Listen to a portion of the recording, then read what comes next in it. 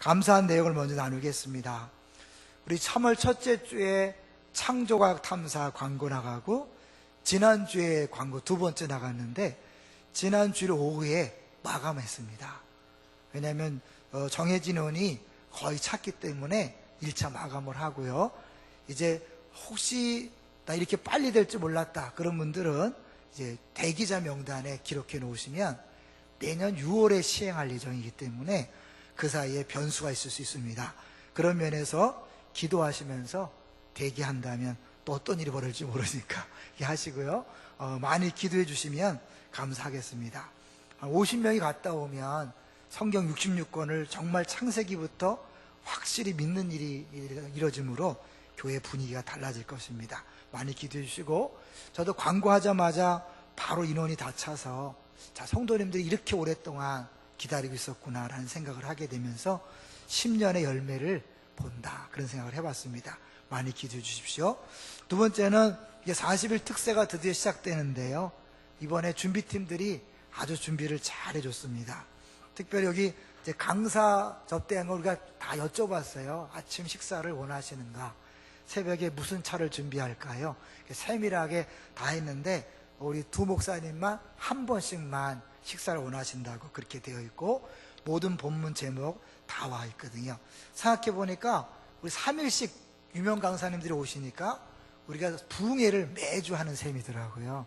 우리 2년에 한 번 부흥회 할 때 보통 3일 하는데 3일 부흥회를 매주 하는 특별한 기회가 되었다. 여러분 기대하시고 꼭 참여해 주셨으면 좋겠어요. 제가 사모하는 마음으로 우리가 말씀 듣고 기도하는 거 끝나지 말고 한번 이번 기회에 문화를 바꾸고 체질을 바꿨으면 좋겠다. 그래서 3호 운동을 벌리려고 그래요. 주보에도 좀 썼는데, 첫 번째 3호는 5가지 감사를 매일 한번 적어보자. 두 번째로는 새벽에 받은 은혜를 5명 이상에게 같이 나누자. 세 번째 5은 우리 주보 일면에 있는 5가지 캠페인을 40일 동안 직접 최선을 다해서 한번 우리 삶 속에 적용하는 기회로 삼았으면 좋겠다 그랬고요. 두 번째 3호는 우리가 새벽에 나오니까 아침 식사할 때 기도하고, 점심 먹을 때 기도하고, 저녁 먹을 때 기도하고, 밤에 기도한다면 하루에 5번씩 기도하는 셈이 된다. 이번에 그렇게 했으면 좋겠고요. 그 다음에 우리가 VIP로 정한 5명을 위해 기도하고, 또 일주일 7번 중에 최소한 5번씩은 기도에 참여하자. 그래서 두 번째 5번 기도, 5사람을 위한 기도, 5번 기도에 참석. 앞부분 3호, 뒷부분 3호. 이렇게 사모하는 심령으로 했으면 좋겠어요. 그러면 한 놀라운 이제 변화의 역사가 나타날 거로 기대합니다. 많이 기도해 주시고 동참해 주십시오. 세 번째로는요, 지난주 월요일 날 제가 일사각오라고 주기철 목사님 영화화한 내용들 있죠. 그것에 안산에 시사회가 있었는데 저를 아는 목사님이 그걸 주선했기 때문에 제가 사회를 보게 됐어요. 근데 보면서 하나님께서 큰 은혜를 부어주시니까 그 CGV가 원래 이번 주부터 개봉한다 그랬는데 지난 시사회를 보고 갑자기 마음을 바꿔서 지난주부터 개봉을 했어요. 그만큼 제 분위기가 굉장히 은혜스러운 분위기였다는 걸 알 수 있겠죠. 저는 이번에 성탄절에 보고 이제 봤는데 내용이 많이 겹치지만 특별히 이번에는 보니까 그 주제를 확실하게 끌고 가더라고요. 그래서 이 신사참배를 거부한 것이 단순히 신앙 차원보다 넘어서 한국의 일본인 징집 그거를 막는 역할을 했다. 계속해서 일본 군대를 위해서 한국 남자들을 징집하려고 했는데 이런 신사참배 이런 걸로 자꾸 반대에 부딪히니까 그걸 먼저 바꾸는 다음에 해야 되겠다. 그래서 시간이 늦춰지게 하는 그런 역할도 했다. 그러니까 그게 주기철 목사님의 순교는 한국 교회를 위한 것이고 한국 전체를 위한 것이었다. 이렇게 메시지를 주더라고요. 한번 여러분이 직접 가셔서 한번 꼭 확인해 보셨으면 자 감사하겠고요. 특별히 이번 주에 고난주간이니까 특별히 좀 가셨으면 좋겠습니다. 자, 같이 한번 오늘 제목을 보겠습니다. 오늘 제목이 뭡니까? 죄 예수의 마음을 품으라. 오늘 설교를 들으면서 예수의 마음을 품으라, 많이 들었던 설교 이렇게 생각하시면 안 돼요. 완전히 다른 차원에서 설교를 하려고 하니까요, 내 생각을 버리고 한번 들어봤으면 좋겠어요. 먼저 결론적으로 말하면 예수님은 이 땅에 모범으로 오신 게 아니에요. 예수님처럼 살자 그래서 오신 게 아니라 예수님은 우리 대신 죽으신 구주로 오셨어요. 그래서 복음은 조언이 아니라 소식이다 그런 거예요. 그러니까 단순히 오늘 설교가 예수님처럼 살자 그게 아니라 또 다른 의미가 있다는 것을 염두에 두시고 들으셨으면 좋겠어요. 제가 이제 성맥을 이렇게 하는데요, 성맥을 하는 사람에게도 유익하지만 가르치는 저에게도 굉장히 유익한 면이 있습니다. 그건 뭐냐면, 양육을 하면 내가 일방적으로 강의하고 끝나지만 성맥은 내가 강의하고 우리 그 참여자들한테 다 나눔을 시키거든요. 그러다 보면 이제 본인 얘기들을 하게 돼 있는데, 그 본인 얘기를 속에서 우리 성도들의 지금 형편, 뭘 생각하는지, 뭐 때문에 고민하는지, 뭘 힘들어하는지를 제가 직접 듣고 이 설교를 준비할 때나 설교할 때 많이 참고가 되는 경우가 있습니다. 그래서 굉장히 좋은데, 이번에도 이제 이 8기가 12명이 모였어요. 근데 이 8기 중에 집사님 한 분이 그런 고백을 하면서 저는 하나 듣고 저는 깜짝 놀랐어요. 왜냐하면 저는 전혀 생각하지 못했던 부분이거든요. 이 집사님은 본인도 맏딸이고 남편도 맏아들이야, 시댁에서. 그러니까 이 맞이로서의 그 책임이 많고 그 맞이로서의 불이익을 때때로 당하는 거예요. 그런데 지지난주에 아버지 마음이란 설교를 들을 때 누구 얘기 하신지 알잖아요. 탕자의 형에 대한 얘기인데, 그 얘기를 할 때마다 그 형이 나쁜 사람으로 나오잖아요. 그게 너무 싫대. 그래갖고 사실 설교 듣기도 싫고 그날도 막 처음부터 거의 끝날 때까지 막 답답해서 뛰쳐나오고 싶었었다는 거예요. 근데 마지막에 아버지 마음을 가져야 된다, 이 말씀이 꽂혀서 본인이 회개했고 새로운 기도점이 생겼다라고 이야기하더라고요. 그 얘기 들으면서 야, 정말 성도들은 정말 다양한 생각을 하고 설교를 듣고 교회 오는구나, 다시 한번 생각했어요. 그렇죠? 여러분 안에도 다양한 생각을 갖고 동일한 설교를 듣고 있잖아요. 그런데 다양한 생각을 하는 그 사람들을 모아놓고 하나님이 하나가 되라, 하나 된 걸 지켜라 하니까 이게 쉬운 일이 아닌 거예요. 어제도 우리 피택 권사님 결혼식에 이제 대표 기도하러 갔었는데요, 이제 그 신나서 막 남편 얼굴이 보니까 막 신랑 얼굴이 막 찌들찌들하고요. 너무너무 좋아하고. 그런데 그렇게 좋아하던 사람들이 3년이 못 가서 막 또 싸우고 난리잖아요. 사랑해서 죽고 못 사는 사람들도 그렇게 싸우는데 전혀 사랑하지도 않고 전혀 이익과 상관도 없고 알지 못했던 사람들, 또 다구나 갖고 상처받고 온 이상한 사람들이 모였는데 하나 되는 게 쉬울까요, 어려울까요? 어렵죠. 무지 어려운 거예요. 그래서 교회는 늘 갈등이 있고 아픔이 있을 수밖에 없어요. 이 빌립보 교회는 어땠을까요? 네, 빌립보 교회에서도 성도 간에 갈등이 있었어요. 사실 핵심적으로 바울은 그들에게 자기를 후원한 것에 감사 편지를 보내면서 동시에 그들에게 좀 하나 돼서 한 마음으로 신앙생활하라, 이렇게 얘기하고 있는 거예요. 그걸 알 수 있는 게 4장을 가보세요. 오늘 2장은요 나중에 4장의 이야기를 하기 위해서 신학적인 내용을 하는 거기 때문에 4장 2절로 가보세요. 4장 2절로 가보시면 같이 읽어봅니다. 시작. 내가 유오디아를 권하고 순두개를 권하노니 주 안에서 같은 마음을 품으라. 유오디아와 순두개라고 이름을 밝히는 걸 보면 이들이 그래도 지도자급이라는 걸 알 수 있고요, 그들이 같은 마음을 품지 않고 뭔가 갈등이 있었기 때문에 이 바울이 안타까운 마음으로 한 거예요. 그러니까 이들이 특별히 죄의 문제, 죄 때문에 싸우는 게 아니라 서로의 마음이 달라서 그런 거지. 그러니까 마음이 다른 거지 틀린 게 아니에요. 그래서 여기서 보면 어떠한 문제라는 걸 밝히지도 않고 누가 양보해라 이런 얘기 하지 않아요. 그러니까 결국 이거는 교회 안에서 어떠한 문제든지 갈등이 일어났을 때 그 갈등을 해결할 수 있는 방법이 뭐냐? 바로 오늘 제목처럼 예수님의 마음을 품는 거예요. 근데 그 예수님 마음을 품는다는 말을 하기 전에 먼저 한번 2장 1절을 보세요. 이들이 갈등하는 문제가 결코 막 죄 문제나 막 심각한 문제가 아닐 수 있는 거예요. 2장 1절 읽어볼까요? 시작. 그러므로 그리스도 안에 무슨 권면이나 사랑의 무슨 위로나 성령의 무슨 교제나 궁율이나 자비가 있거든 좋은 거죠. 사랑의 무슨 위로, 권면, 성령의 교제, 자비 좋은 거예요. 추측해보건데 바울을 관계됐다면 바울이 감옥에 갇혔으니까 한쪽에서는 돈을 좀 많이 보내자, 한쪽에서는 돈이 중요한 게 아니라 매일 찾아가야 되지 않겠냐, 이렇게 아마 어쩌면 갈등이 있었을지 몰라요.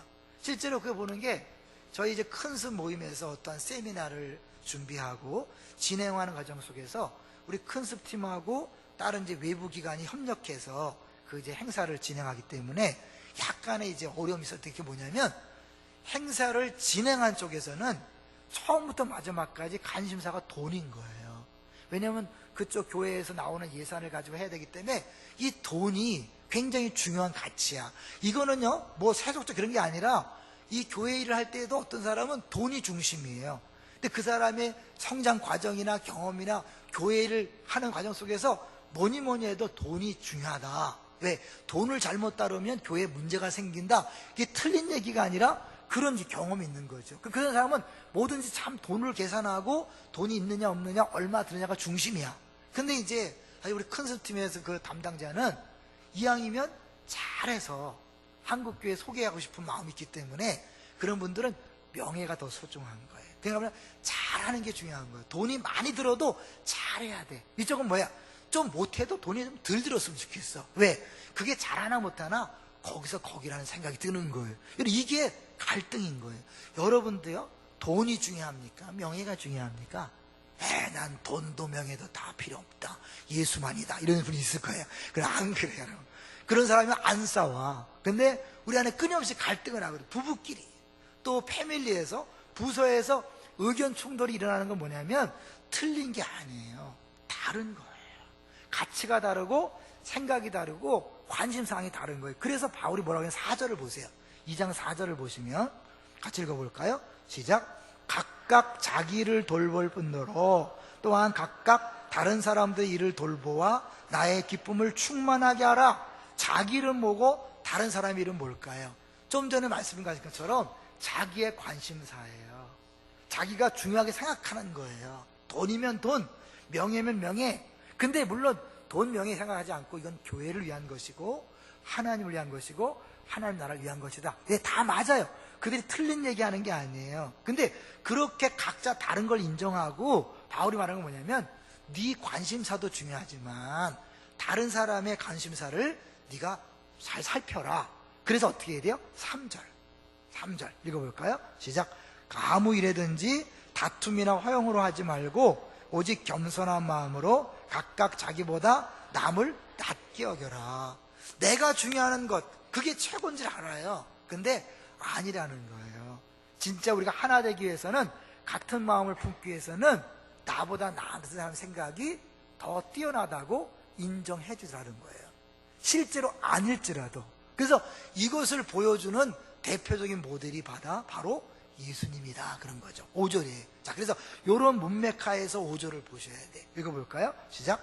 너희 안에 이 마음을 품으라. 곧 그리스도 예수의 마음이니. 그 예수의 마음이란 어떤 마음일까? 다시 이제 이 부분을 오해하기 전에, 오해할 수 있기 때문에 제가 이 부분을 한번 이제 메시지 성경으로 한번 5절을요 이렇게 번역해 놨어요. 예수 그리스도께서 자기 자신을 생각하셨던 방식으로 여러분도 자기 자신을 생각하십시오. 예수님이 자기 자신을 생각했던 방식으로 여러분도 자기 자신을 그렇게 생각하십시오. 예수님 어떤 방식으로 자기 생각했어요? 자, 6절을 보세요. 6절 시작. 그는 근본 하나님의 본체시나 하나님과 동등됨을 취할 것으로 여기지 아니하시고, 그분은 하나님 예수님 삼위일체이기 때문에 똑같아요. 힘도 똑같고 지혜도 똑같고 신분도 똑같고 다 똑같이 놀라우신 분이고 위대하고 크신 분이고 높으신 분이에요. 그런데 예수님 어떻게 했어요? 자기 자신이 그냥 똑같다고 생각한 게 아니라 낮춰서, 똑같지만 낮춘 거예요. 여러분이 틀린 게 아니에요. 여러분 의견이 틀린 게 아니라 똑같이 다 중요하고 똑같이 맞지만 하나 되기 위해서 낮추는 거죠. 동료치하게 여기지 아니하시고 7절 읽어볼까요? 오히려 자기를 비워 종의 형체를 가지사 사람들과 같이 되셨다. 종이란 뭐예요? 더 이상 자기 뜻이 없어지는 거예요. 주인의 뜻만 있는 거예요. 내 뜻과 상대방 뜻이 딱 부딪혔을 때 내 뜻을 다 포기하고 종이 된다는 건 뭐예요? 100% 이 사람의 뜻대로 하겠다는 거예요.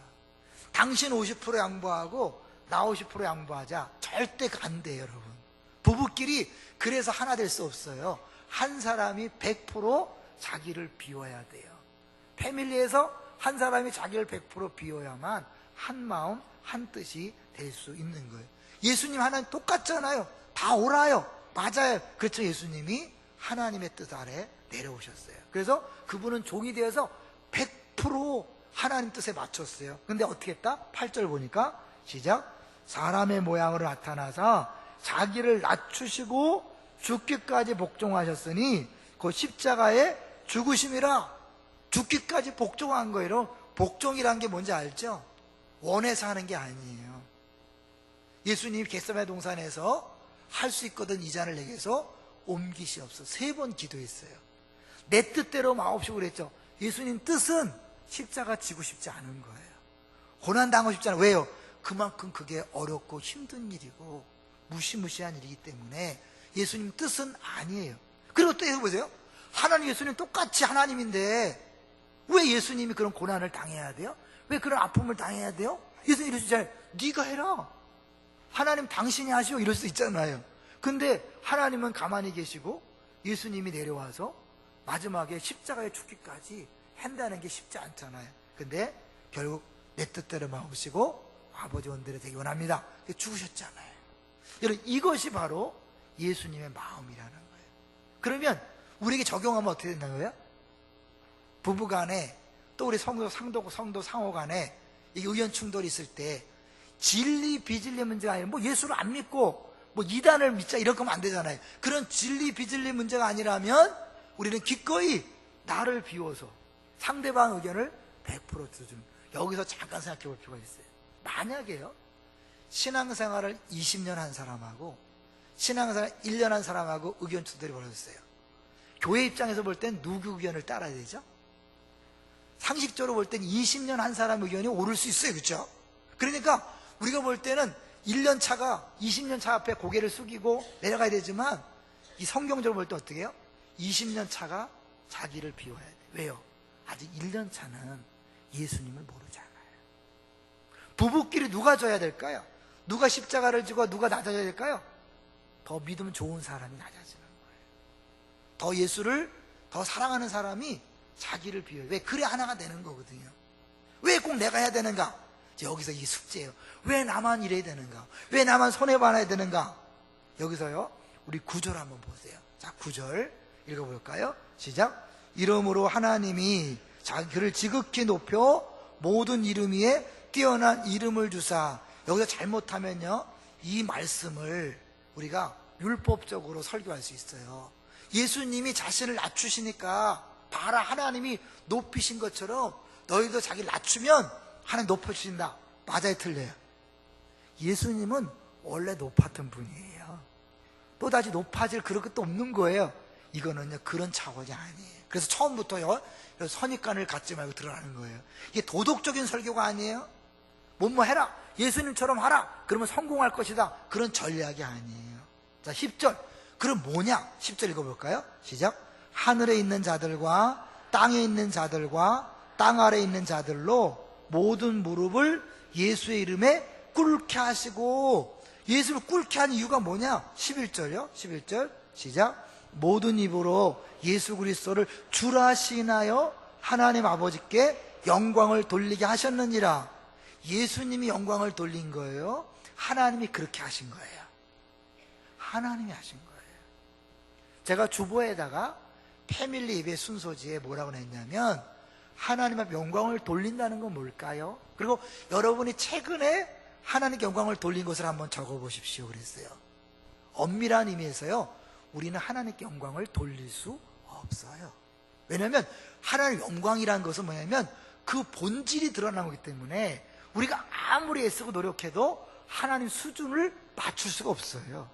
하나님이 친히 영광을 받으시는 거예요. 하나님 친히 일하시는 거예요. 믿습니까? 심지어 예수님 죽으셔서 영광을 돌린 게 아니에요. 그냥 복종하시고 죽으신 거 거기서 끝이에요. 근데 하나님이 그 예수님 죽으신 다음에 그 죽음을 통하여 하나님이 그를 높여서 뭐가 되게 하신 거예요? 그리스도를 주라 시인하겠다. 이 말은 뭐예요? 그 예수님을 구세주로 높이신 거예요. 구세주가 되게 하신 거예요. 그래서 영광이 나타난 거예요. 영광은 뭘까요? 하나님의 뜻이 이루어진 거예요. 아버지 마음으로 계획한 구원이 이루어짐으로 하나님께 영광이 된 줄로 믿습니다. 이걸 잊어버리면요, 내가 뭘 열심히 해서 하나님께 영광을 돌린다고 생각해요. 그러니까 어때요? 교회에서 싸울 수밖에 없는 거예요. 왜? 이대로 해 하나님께 영광이다. 당신 식대로 하면 아니야. 교회가 욕먹어. 당신 때로 하면 너무 돈 많이 들어. 당신 때로 하면 사람들이 시험에 들어. 내 생각대로 해야 돼. 그래 하나님께 영광이야. 맞아요? 틀려요? 아니라는 거예요. 누구 의견대로 해도 그게 영광이 되는 게 아니에요. 내가 죽을 때 하나님이 일하시는, 이게 십자가의 방식인 거예요. 그래서 나는 단순히 죽는 거예요. 내가 죽었기 때문에 뭘 할 것이다, 그게 아니에요. 제가 이번에 일사관 영어를 다시 보면서요, 그런 느꼈어요. 야, 주기철 목사님이 그렇게 어렵게 고문을 견디면서 신사참배를 거부했는데 그분이 살아계실 때 해방이 왔으면 얼마나 좋았을까. 주기철 목사님도 좋고 고생하던 가족들도 좋고 성도들도 좋고 할렐루야 했을 거 아니에요. 근데 실상은요, 그냥 죽으셨어요. 비참하게 죽으셨어요. 그럼 하나님이 안 계신 걸까요? 아니에요. 주 목사 영화에서 그런 얘기예요. 그 형사가, 야, 네 하나님 어디 있냐?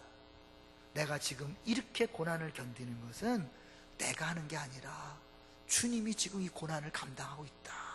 내가 지금 여기 버티는 것 자체가 주님이 살아계시는 증거다. 이렇게 얘기해요. 여러분, 그냥 죽는 거예요. 내가 무엇을 계산하고 이렇게 하면 될 것이다, 그게 아니에요. 나는 죽고 하나님이 친히 일하셔서 예수님을 우리의 구주로 세우시는 거예요. 원래 그분은 하나님과 동등된 분이기 때문에 특별히 높아지고 그럴 필요가 없다니까요. 이해되세요? 그러니까 이거는 높아지는 게 핵심이 아니라 하나님이 그를 구세주로 세우셔서 하나님의 구원 사역을 이루셨다는 거예요. 할렐루야. 그러면 그게 우리에게 무슨 상관이 있느냐? 예수님이 우리를 위하여 죽으신 것은 단순히 우리의 죄만을 위해 죽은 게 아니에요.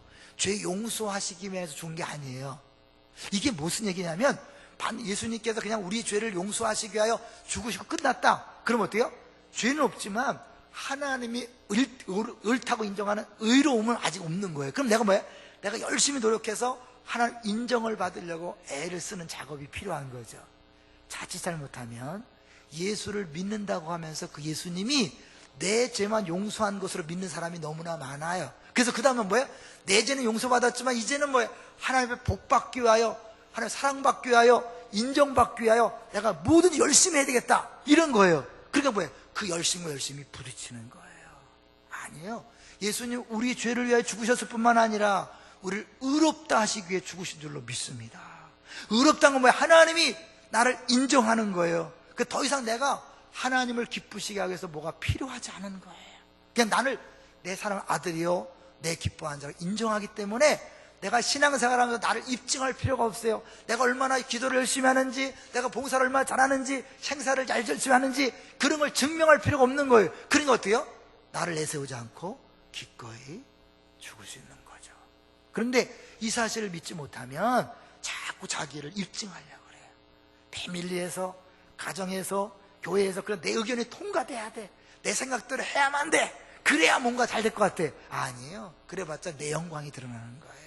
하나님은 그걸 영광 받으시는 분이 아니에요.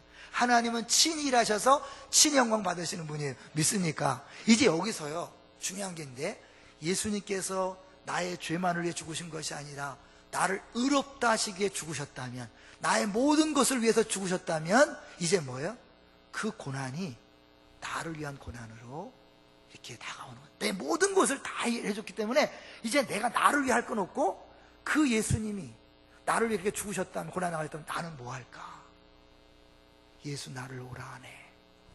예수님이 그 어마어마한 고난을 당하셨다면 내가 이 정도 고난쯤이야 못 감당하랴. 다른 거죠. 내가 열심히 고난받아서 주 앞에 인정받는 게 아니라 이미 나에게 필요한 건 다 주어졌고, 예수님이 고난을 다 받으셔서 내게 주어진 것이 다 많기 때문에, 온전하기 때문에 더 이상 나를 위한 게 없다면 이제 뭐예요? 나도 다른 사람을 위해서, 나를 위한 고난이 아니라 다른 사람을 위해서 기꺼이 용서하고 손해보고 아픈 경험을 감당하는 거예요. 이거를 잘 보여주는 예화를 우리 목사님 한 분이 제공해 주셨어요. 지난 금요 중보기도회 때 우리 목사님이 설교하면서 자기 얘기를 했어요. 제가 이제 이게 방송에 나가기 때문에 이름은 얘기하지 않고 여러분 아시는 분 아시니까, 그 목사님 내가요 참 이렇게 지금까지 만나온 목사 중에 아주 모범생이야. 정말 상 모범생이야. 모범생 중에서 상에 속하는 분이야. 예, 아주 좋은 분이 우리 오셨는데, 이분이 이 금요중보 시간에 솔직하게 자기 부끄러운 고백을 하는 거예요. 사모님이 이제 광명으로 어떻게 조금 날짜가 잘못돼서 1년 동안 교사 복직을 하고 1년 뒤에 안산에 올 수 있어서 차가 필요한 거예요. 그래서 큰형네 차가 2대기 때문에 1년만 그 차를 쓰겠다고 했대요. 근데 그 차도 이 목사님이 선교사한테 받아서 그냥 준 차야. 원래 준 차야. 근데 그 형이 그 말을 듣고 단칼에 거절하더래요. 너무 섭섭하고 너무 화가 나서 관계를 끊으려고 그랬대요. 그 전에 카톡으로만 대화를 했는데 카톡을 해도 안 보내고 답도 안 하고 막 그랬대요. 명절 때 만났을 때도 뭐 얘기하는데 그냥 한마디 툭 하고 말했대요. 근데 이제 계속해서 하나님이 이제 뭐 기도하는 목사니까 가만두겠어요? 계속 용서하고 네가 풀어라 그러는데 이게 안 되면서 화가 나더래요. 왜 내가 잘못한 게 뭐냐고. 순전히 그쪽에서 욕심부리고 그쪽에서 했는데 왜 내가 부딪혀야 되고 내가 왜 힘들어야 되는가, 이런 그거잖아요. 우리 신앙생활 할 때 왜 내가 용서해야 돼? 내가 왜 참아줘야 돼? 내가 맨날 가마떼게 돼야 돼? 잘못은 그가 했는데, 이거잖아요.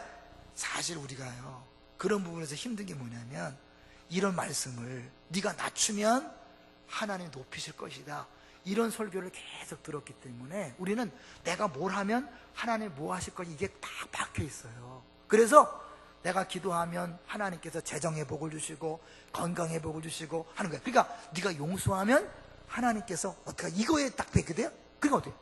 나 용서 안 하고 그냥 이렇게 살래.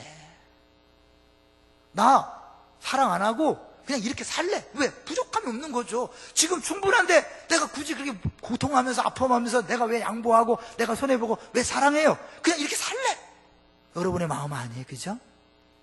용서해야 된다고 계속해서 하나님 말씀하지만 용서하면서 내가 고통받으니 차라리 용서 안 하고 하나님 주는 거 안 받고 그냥 살겠어요. 한국교회가 늘 그거에 저렇기 때문에 옛날에는 기도에 뜨거웠지만 이제 먹고 살만하니까 기도 안 하잖아요. 근데 복음은 그게 아니거든요. 이미 하나님이 예수 그리스도의 고난을 통하여 다 주신 거예요. 이제는 뭐냐면 우리가 그 어마어마한 은혜를 받았기 때문에 내가 예수님이 자기를 집박에 못 박고 침뱉는 원수들을 위하여 고난당한 것처럼, 나를 위해 고난당한 것처럼 이제 나도 기꺼이 고난당하는 그 자리에 가는 것, 그걸 얘기하는 거예요. 그때 내가 왜 고난당해야 되는가? 예수님이 나를 위하여 나의 죄를 씻으시고 나를 의롭다 하시기 위해서 그렇게 어마어마한 고난을 당하셨는데 내가 이 정도쯤에 못하랴. 가슴의 문제인 거예요. 머리 문제가 아니라 가슴으로 느낄 때 우리가 그렇게 할 수 있는 거예요. 예수님 마음을 본받기 위해서 노력할 필요도 없어요. 왜요? 예수님은 이미 우리 안에 와 계시기 때문에. 믿습니까? 여러분, 내가 예수님 마음을 본받기 위해서 첫째, 둘째, 셋째 그거 아니에요. 예수님 이미 우리 안에 와 계세요. 믿습니까? 그분이 내 안에서 이미 그 마음을 가지고 나한테 계속 말씀하고 있는 거예요. 우리 주목사님, 네 말을 했네? 이렇게 해갖고요. 그 결국은 완전 쿨하게 다 이렇게 풀어버렸어요. 쿨하게. 완전히 주님께서 계속 말씀하시는 것에 순종하니까 너무너무 자유하더라는 거죠. 여기 볼까요? 자, 보세요. 13절을 보세요. 13절에 보니까 읽어볼까요? 시작. 너희 안에서 행하시는 이는 하나님이시니 자기의 기쁘신 뜻을 위하여 너희에게 소원을 두고 행하게 하시나니. 우리 안에 성령이 오셔서 그 예수님이 계속 뭐예요? 그 예수님 마음으로 소원을 두는 거예요. 해야 되지 않겠니? 네가 용서해야 되지 않겠니? 네가 품어야 되지 않겠니? 네가 낮아야 될 게 아니니? 그렇게 하는데 뭐예요? 우리가 12절 그것에 대하여 복종하는 것이 구원을 이루는 삶이에요. 12절 시작. 그러므로 나의 사랑하는 자들아, 너희가 나 있을 때뿐 아니라 더욱 지금 나 없을 때에도 항상 복종하여 두렵고 떨림으로 너희 구원을 이루라. 내가 복종함으로, 그 예수님 마음의 음성에 복종함으로 나도 구원이 온전해지고, 내가 그 복종함으로 섬긴 그 사람, 하나 된 그 사람도 주의 사랑을 경험하고 함께 구원을 받아가는. 왜? 이 구원을 이룬다는 건 개인이 아니라 공동체의 구원을 이야기하기 때문에 함께 가는 것을 의미하는 거예요. 근데 이게 쉬워요, 어려워요? 아주 어려워요. 내 안에서 주님이 계속 말씀하시지만 내 육신이요, 싫어, 안 해. 왜 나만 맨날 고통받아야 돼? 왜 용서해야 돼? 맨날 이렇게 당해야 돼? 그래서 성령이 필요한 거죠. 술 취하지 말고 성령 충만을 받아. 맨정신에는 용서가 안 되잖아요. 성령 충만해야 용서가 되잖아요. 그죠? 그래서 성령 충만을 위해 기도하셔야 돼요. 우리에게 주어진 40일이라는 좋은 기회입니다. 여러분, 예수님의 고난을 묵상하는 고난주간, 우리가 뭐 찬양, 십자가 찬양한다고 되는 게 아니에요.